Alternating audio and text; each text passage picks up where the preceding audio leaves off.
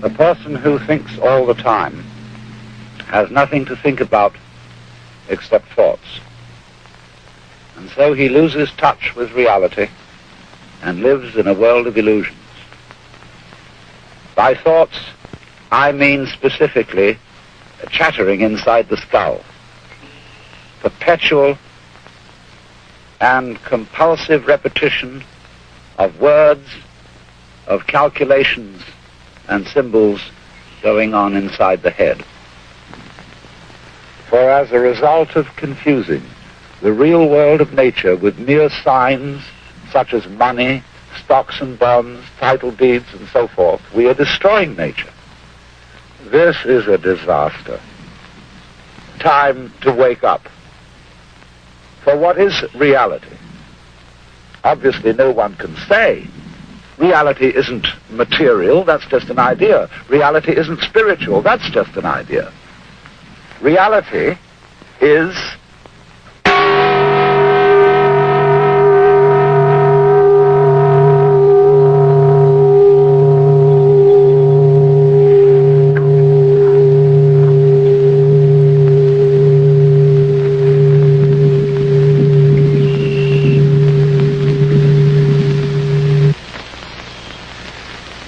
You see, we all know what reality is, but we can't describe it. Just as we all know how to beat our hearts and shape our bones, but cannot say how it is done. To get in touch with reality, there is an art of meditation, of what is called yoga or dhyana in India, Chan in China, and Zen in Japan. It is the art of temporarily silencing the mind, of stopping the chatter in the skull. Of course, you can't force your mind to be silent. That would be like trying to smooth ripples in water with a flat iron. Water becomes clear and calm only when left alone. So, will you try an experiment with me? Simply allow your ears to hear all sounds around you. Don't try to name or identify these sounds. Just hear them as you would listen to music, as when you hear a flute or guitar, without asking what it means.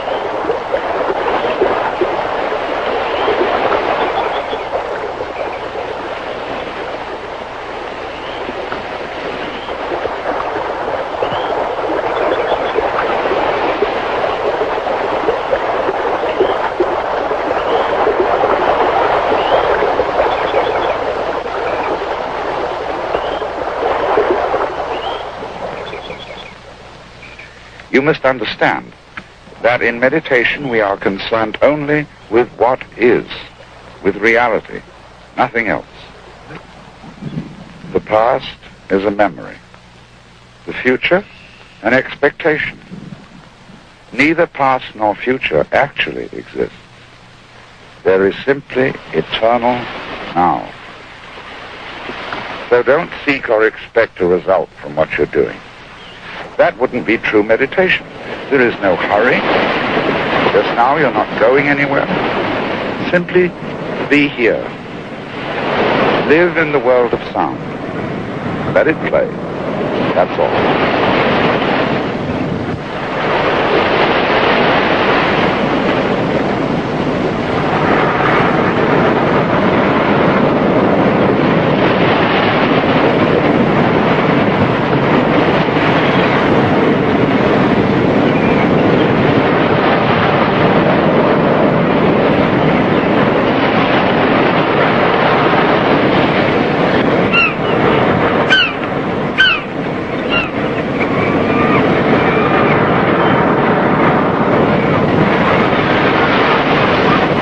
In the world of pure sound, can you actually hear anyone who is listening?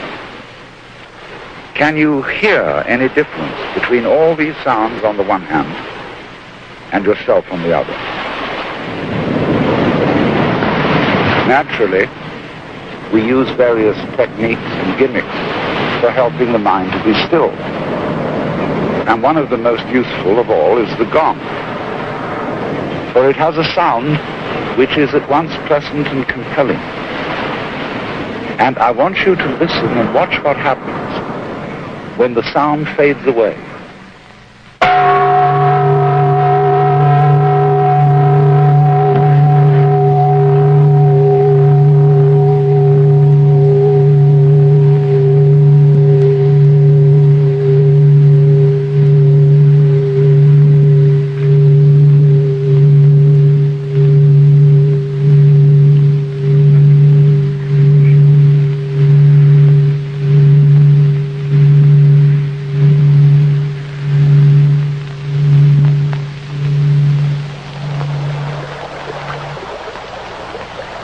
The one sound becomes the many. The single tone is transformed easily and gently into all other noises. And that's how the universe comes into being, out of the one energy underlying all events. So, if you don't have a gong, you can use your own voice. And use a device which is called by the Hindus and Buddhists a mantram. That is to say, a sound or word or phrase which is sung for the sound rather than for its meaning. And chief among these is the mantram Om, A-U-M, called the pranava, because it comprises the whole range of sound from the back of the throat to the lips, and is so called the sound of God. So why don't you sing it with me, or hum it with me, taking the note from the gong?